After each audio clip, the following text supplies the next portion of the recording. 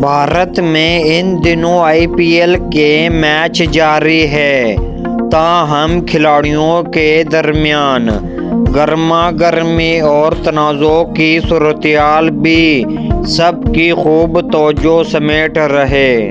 ایسا ہی کچھ India premiere league کی ٹیم ممبئی انڈین کے ساتھ ہوا ہے، جس کے دو کھلاڑی ہاردک پانڈیا اور روہت شرما کے درمیان معاملات کچھ ٹھیک نہیں دکھائی دے رہے۔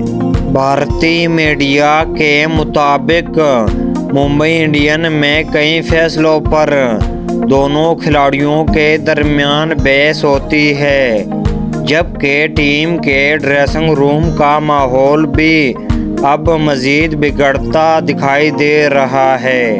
رپورٹ کے مطابق روہت شرما آل راؤنڈر ہاردک پانڈیا کی کپتانی سے ناخوش ہے، جبکہ وہ رواں سال کے IPL کے اختتام پر ٹیم کو چھوڑنے کا ارادہ رکھتے ہیں۔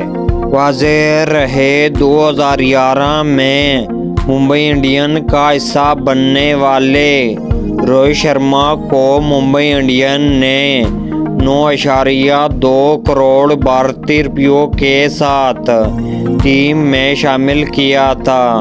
روہت شرما نے ایونٹ کے 201 میچوں میں 5110 رنز بنائے ہیں، جبکہ IPL ایونٹ میں 5 مرتبہ ٹائٹل اپنے نام کیا ہے۔ ایونٹ میں ٹیم کی شکست پر روہت شرما اور ہاردک پانڈیا آمنے سامنے آ چکے ہیں، جس کے باعث ڈریسنگ روم کا ماحول بھی گرما گرم ہوتا جاتا ہے۔